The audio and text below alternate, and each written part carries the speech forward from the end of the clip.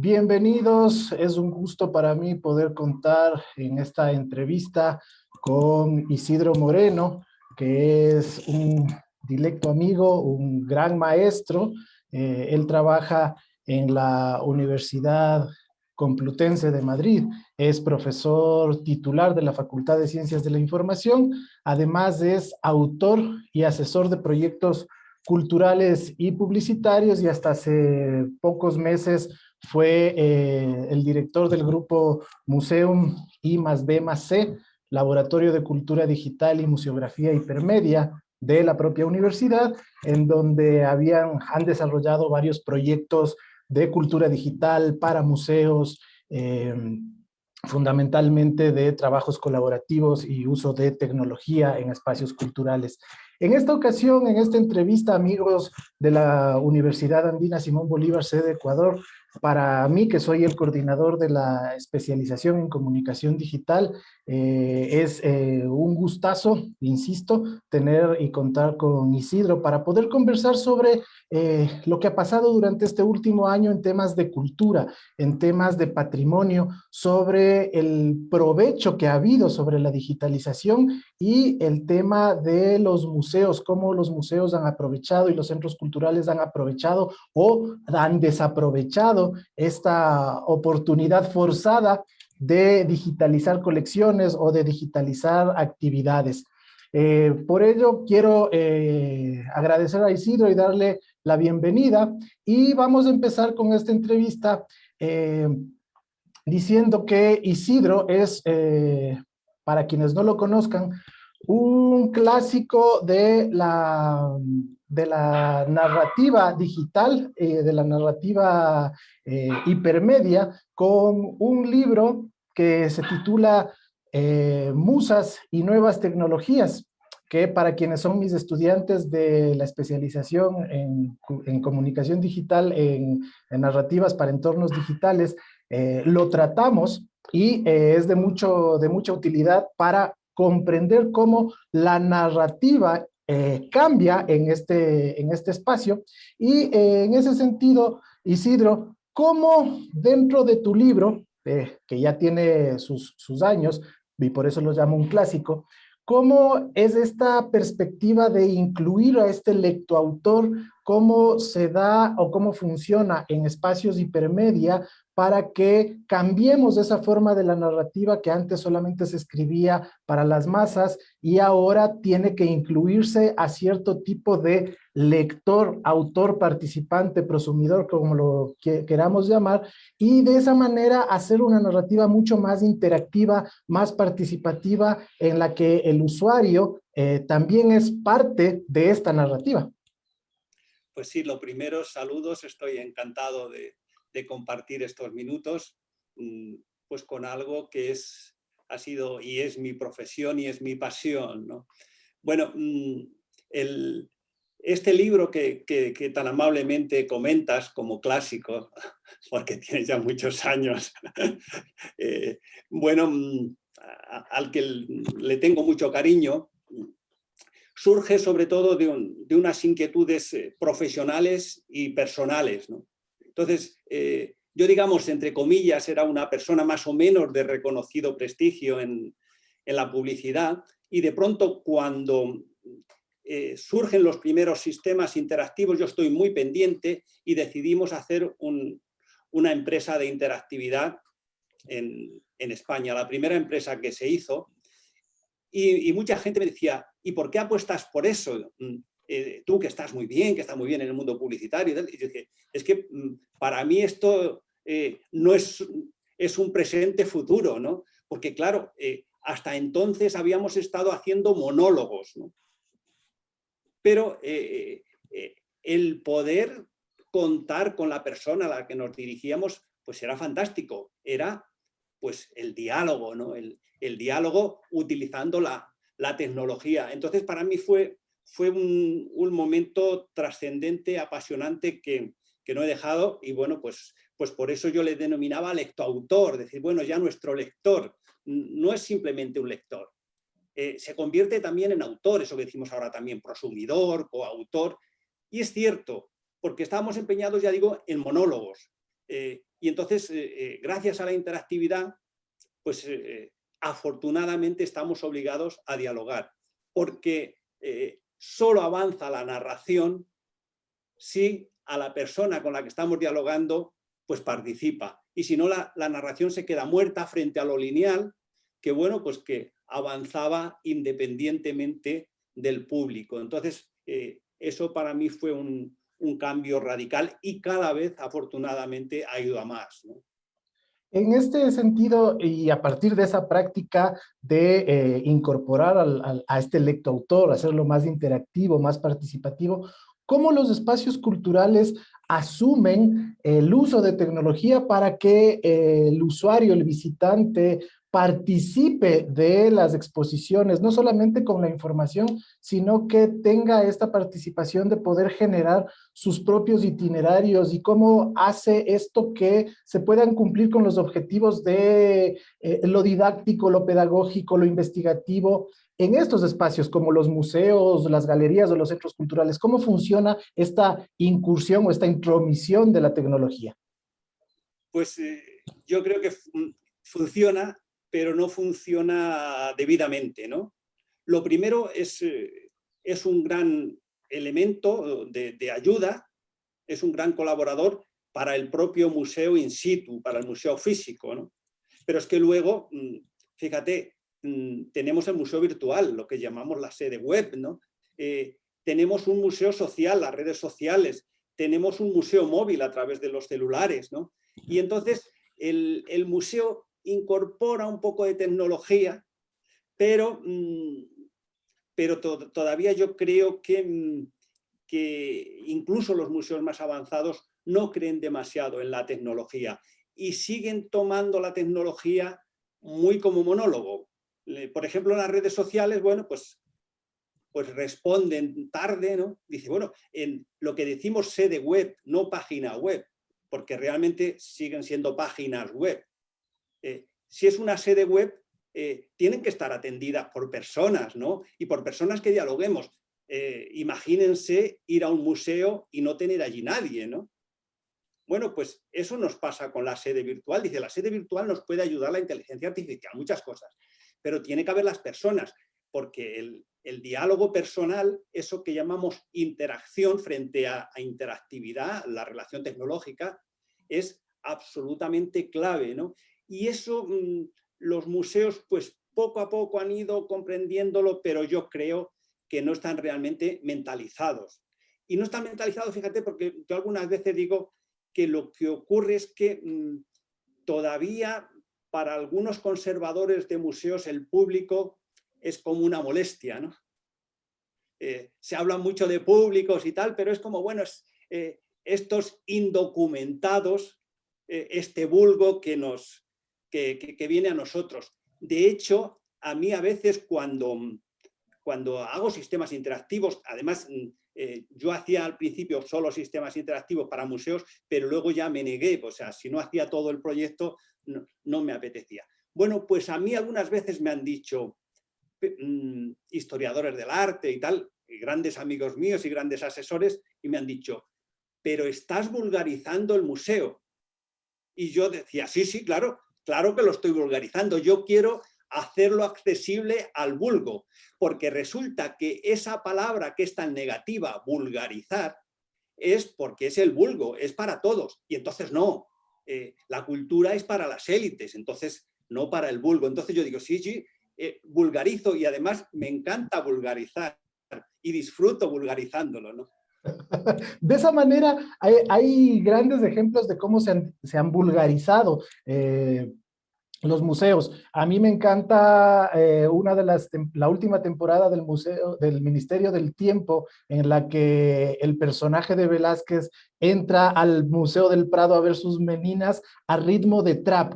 Eso es vulgarizar, eso es difundir, eso es acercar más el museo, los objetos a la gente. ¿Qué piensas tú? Yo creo que vivir los procesos, invitar a hacer experiencias, eso es apasionante, ¿no? Y el Ministerio del Tiempo lo hace muy bien. Dice, ¿qué hay que hacer en el museo? Hacerlo con rigor, claro. Pero fíjate que a mí me ocurrió una experiencia no hace tanto en un museo de la ciencia, que de pronto veo una frase de Monod y bueno, pues digo, mira qué bien me viene esta frase para una cosa que yo estaba escribiendo. Pero me chirriaba un poco porque yo he leído a Monod y cuando veo que la frase está tergiversada, ¿no? Y yo digo, bueno, esto que vemos aquí tan serio, tal, que parece, y resulta que luego no es rigurosa, ¿no? Entonces dices, revivir procesos, dialogar con los autores, vulgarizar, o sea, acercar, eso siempre que juguemos con rigor, claro, no vamos a decir que las meninas son de Goya, pero ¿por qué no dialogar con el artista, ¿no? Y ahora lo podemos hacer a través de simulaciones holográficas, y yo lo he hecho a veces en simulaciones holográficas que funcionan muy bien, que dices, uno se sumerge y puede dialogar lógicamente, hipotéticamente, con ese autor. Entonces, es crear experiencias, no poner textos larguísimos que son para historiadores del arte. De hecho, a mí a veces cuando yo les he pedido, porque lógicamente para mí es fundamentalísimo para ese rigor contar con expertos, aunque yo sea el responsable de la creación, me gusta contar con muchos expertos. Y a veces, cuando les pido que me resuman mucho una cosa, me dicen, pero eso es mejor no decir nada, ¿no? Y entonces yo le digo, espera un momentito, porque no todos son historiadores del arte. Ahora te voy a hablar de otro tema. Sí, y en ese sentido, ¿cómo generas conversación dentro del museo por medio de las tecnologías a la comunidad y haces que la gente se sienta más cercana al museo utilizando estas tecnologías? En este último tiempo, en este último año de pandemia, ¿cómo has visto el desarrollo de los museos en ese tipo de relación con la comunidad y de vinculación o de trabajo más de conversación, ya que no se podía entrar a los museos? Pues he visto algunas iniciativas interesantes, pero realmente creo que se podría haber hecho mucho más. Me explico. Por ejemplo, el Metropolitan Museum, que es uno de los grandes museos del mundo, que creo que tiene como 6 millones de visitantes, bueno, pues cuando viene la pandemia y tal, lo que hace es, por ejemplo, despedir a muchas personas, especialmente a las personas de educación. Dice, bueno, ponles en el museo virtual a trabajar, y a dialogar con las personas. Eso que decimos, el museo virtual, esa sede web, es algo fantasma, porque está ahí muerto, ¿no? Dice, pues mete ahí las personas, incluso por medio de avatares que les veamos pasearse por las salas y podamos charlar con ellos, ¿no? Pero, ya digo, se han hecho cosas, por supuesto, algunas cosas tan evidentes, por ejemplo, como transmitir online las conferencias, ¿no? Yo en muchos casos he dicho, pero ¿por qué no transmitís online las conferencias? Y eran muy reacios, ¿no? Es decir, no, la gente que quiera que venga al museo, porque es que queremos tener las cosas demasiado fáciles, ¿no? Digo, no.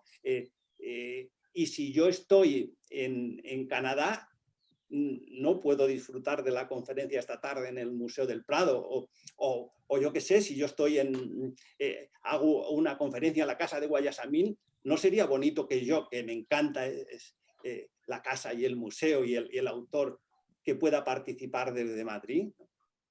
Claro, claro. Y ahí, ¿qué sucede cuando los museos lo único que hacen es poner en simulaciones en 360 o realidad virtual el recorrido de sus espacios? ¿Qué pasa ahí? ¿Qué sucede? Si bien es una cosa muy fabulosa de poder hacer un recorrido vicario virtual, pero ¿qué relación hay directamente con el usuario? ¿Qué sucede ahí? Claro, es que dice, por ejemplo, las simulaciones 360, pues son muy interesantes, ¿no? Por supuesto. Pero claro, pues en definitiva, las simulaciones 360 estamos avanzando, pero seguimos con ese museo vacío, ¿no? Es como si fuéramos al museo y no tuviéramos allí nadie ni tuviéramos ningún tipo de ayuda. Entonces, pues todas esas ayudas tecnológicas, por supuesto, lo que requieren también, además de esa interactividad, pues una interacción, es decir, yo quiero vivir el cuadro. Hay que decir también que es muy fácil decir estas cosas, pero que luego, por ejemplo, producir contenidos interactivos, por ejemplo, con inteligencia artificial, hacer que las obras tomen vida, todo eso no es barato. Y tiene que haber una mentalidad. Lo primero, tiene que haber una mentalidad para querer hacerlo, pero luego no es barato, porque ya digo, que yo me sitúe en la sala y pueda elegir cualquier punto de la sala y tal, bien, ¿no?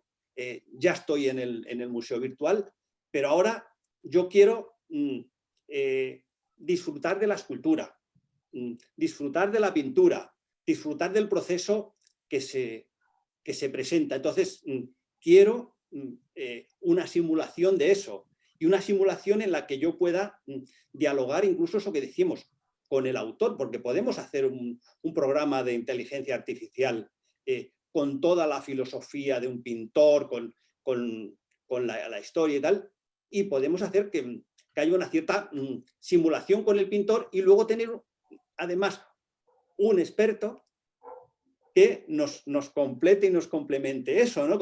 Como el experto junto al pintor virtual, ¿no? O sea, pero claro, todas esas cosas que son apasionantes que nos brinda la tecnología, lo primero, es difícil que se crea en ellas, y lo segundo, no son fáciles de hacer y tampoco baratas. O sea, hay que ser realista, ¿no?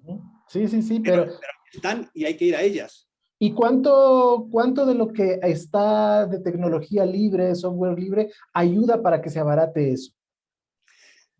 Bueno, lo que pasa es que el software libre casi siempre es bastante limitado. Casi siempre es bastante limitado, pero sí es una buena base, ¿no? Nosotros lo que hemos hecho muchas veces es, a partir de ese software libre, por ejemplo, los programadores, pues ya tienen una buena base para seguir desarrollando, ¿no? Pero ya digo, claro, tiene que haber un equipo, y por ejemplo, para el museo virtual, como mucho en muchos museos, incluso en museos importantes, hay una persona, ¿no?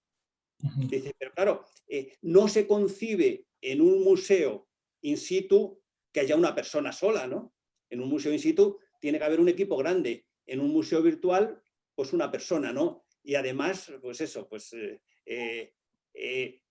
un problema que también hay con eso es, por ejemplo, en el consejo de administración de los museos, bueno, pues están una serie de personas con un rango, ¿no? Bueno, pues casi siempre las personas que son las responsables de la web, en fin, de las redes sociales y tal, no tienen ni siquiera ese rango para estar en el consejo de administración, o como se llame, del museo, pues también para opinar, y de pronto están representados por una persona que ni sabe de tecnología ni cree en la tecnología, ¿no? Con lo cual, Claro. bueno, pero poco a poco, puede parecer que estoy muy, muy negativo, y no, no estoy negativo, estoy haciendo un reflejo de la realidad para mejorarla, ¿no? Y en ese sentido también, ¿cuánto implica tener equipos creativos? Porque no solamente es necesario tener la tecnología, que se pueden salvar muchas cosas teniendo tecnología, pero si no hay creatividad, si no hay un equipo bien formado que pueda pensar las narrativas, las formas de participación, de interacción con el lector usuario, ¿hacia dónde van los museos de aquí a futuro, a partir de este año que hemos pasado? ¿Cómo lo miras tú? Yo siempre digo que la tecnología tiene que ser invisible, ¿no? Y los contenidos visibles. Y poca gente realmente, o sea, la tecnología, nos fijamos demasiado en la tecnología, y lo que hay que fijarse, por supuesto, es en los contenidos. Los contenidos es clave. De hecho, hay una frase de Pete Berry que a mí me encanta, que dice: primero piensa y luego diseña, ¿no? Y luego programa. Porque, por supuesto, lo principal es el pensamiento. La tecnología son herramientas muy potentes, pero son herramientas, ¿no? Entonces, claro, es fundamental el pensamiento. ¿Para eso qué quiere decir? Pues que tiene que haber equipos creativos, lógicamente, de expertos para asesorar a estas personas, porque lo principal son los contenidos. Y ya digo, la mejor tecnología es esa que es invisible, que no la notamos, ¿no? Que está ahí y que hay mucha tecnología invisible, afortunadamente. Porque, por ejemplo, la tecnología nos está ayudando en cosas que pasan desapercibidas al público cuando el museo lo quiere implementar. Por ejemplo, la tecnología nos ayuda a ver cuánto tiempo está la gente ante un cuadro o ante cualquier obra, qué recorridos hace, ¿no? Cuándo se cansa y sería bueno, por ejemplo, un modesto banco para sentarse, un asiento es fundamentalísimo en un recorrido, porque es cuando nosotros estamos viendo una película, no estamos siempre en el clímax, sino que hay un momento que nos relajamos, ¿no? Bueno, pues ese es el papel de un banco, ¿no? Entonces, esa tecnología invisible, por ejemplo, nos tiene que ir ayudando a todo eso, y para decir, hay veces que dices, es que tenemos mal colocado simplemente el objeto físico, ¿no? Entonces, la tecnología va mucho más allá, ya no solo de las interpretaciones, sino de la forma de acercarnos hasta física a la obra, ¿no? Aquí también hay que tomar en cuenta cuál es el tipo de usuarios que estamos teniendo también. Las generaciones y los usos y consumos que has mencionado tú ahora sobre la gente que va al museo, también la gente que consume estos tipos de contenidos en espacios digitales con móviles, en sus computadores. ¿Cuál es el elemento o la forma que podría competir un contenido cultural, sea de museo, sea de galería de arte, o de libros, o de la industria cultural, que tenga relación con estos temas artísticos, culturales, pero que pueda entrar a competir en estos espacios mediáticos y digitales? ¿Con qué formas o con qué tipo de relatos crees tú que se puede competir o no se puede competir? Bueno, yo creo que hay lugar para todos. Lo que ocurre es que, bueno, eso que decíamos de la cultura tradicionalmente ha sido muy aburrida. Entonces dices, si nosotros somos capaces de generar experiencias, de generar diálogo, utilizando la tecnología y utilizando otros muchos medios, pues yo creo que ahí está la clave. Pero ¿qué ocurre? Que ya digo, eso lo primero no es fácil de pensar, no es barato y requiere una mentalidad. Porque de hecho, por ejemplo, el Museo del Prado de aquí de Madrid ahora tiene una línea del tiempo muy innovadora con inteligencia artificial y tal. Y puede parecer, qué moderno está el Museo del Prado, ¿no? Y es verdad. Pero ¿qué ocurre? Eso es un proyecto que le ha regalado Telefónica y que se lo ha desarrollado Telefónica. No parte de decir el Prado, yo quiero esto, incluso me busco quien me lo patrocine, ¿no? Entonces, te digo, esa mentalidad yo desafortunadamente no la veo abierta porque dices, y bueno, pues parece que el visitante estorba sobre todo en los grandes museos.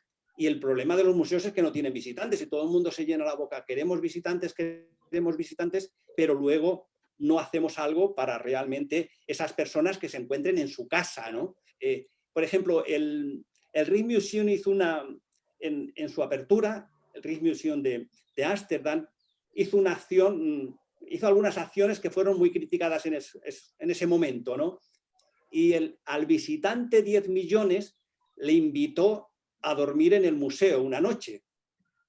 Y entonces, bueno, pues eso decía, eso lo típico, vulgarizar, no sé cuántas. Entonces, fijaos qué imágenes tan potentes y además dice, qué placer el estar uno solo en el museo, ¿no? Bueno, pues esas imágenes dieron la vuelta al mundo, pero luego dices, no solo la gente que viene, tengo yo que salir, ¿no? Y por ejemplo, hicieron una acción muy bonita en los centros comerciales, eran acciones caras, pero se las patrocinaba un banco, que está muy bien asociar, es el ING Direct de Holanda. Yo no estaría citando un banco ahora si no hubiera hecho esa acción que me parecía muy potente. De pronto el museo dice, vamos al centro comercial, vamos a llamar la atención de que estamos abiertos, porque había estado mucho tiempo cerrado. Entonces, ¿qué hacen? En un determinado momento empiezan a aparecer personajes históricos por allí persiguiendo a un ladrón, ¿no? Bueno, se descuelgan por el museo, en fin, una cosa de película, ¿no? Y al final terminan pues creando un cuadro de Rembrandt, ¿no?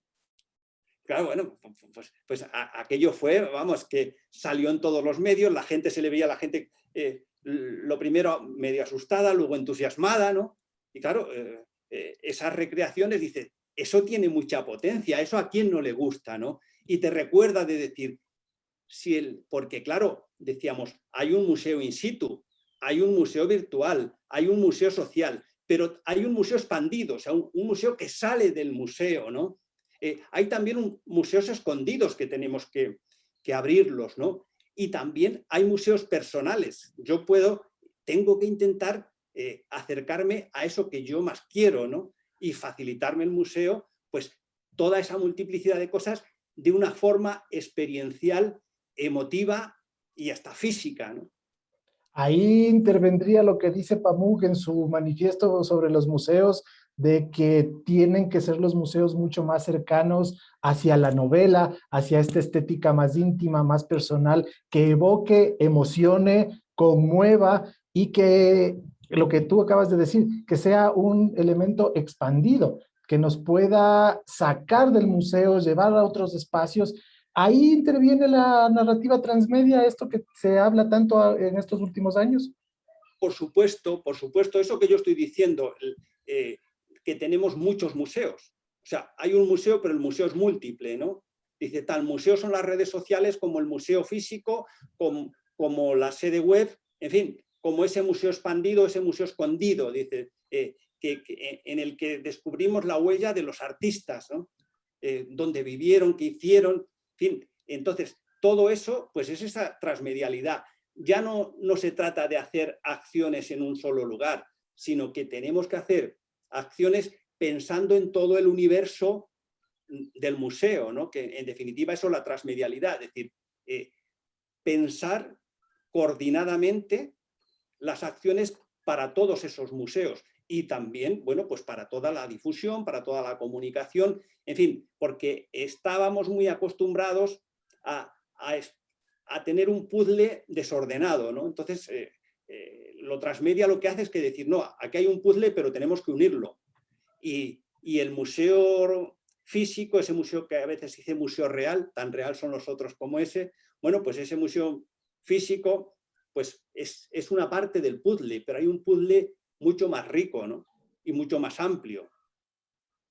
Excelente. Muchísimas gracias, Isidro. Ha sido un deleite poder conversar sobre estos temas y ver que todavía hay mucha potencialidad en los museos de todo el mundo para poder seguir contando y poder seguir teniendo experiencias distantes, cercanas, pero que fundamentalmente son experiencias íntimas de cada uno de nosotros como usuarios. Te agradezco mucho, esperamos poder seguir teniendo mayores conversaciones contigo en un futuro. Gracias, Isidro, un saludo y mucha salud en estos días. Igualmente, y un gusto compartir estos momentos.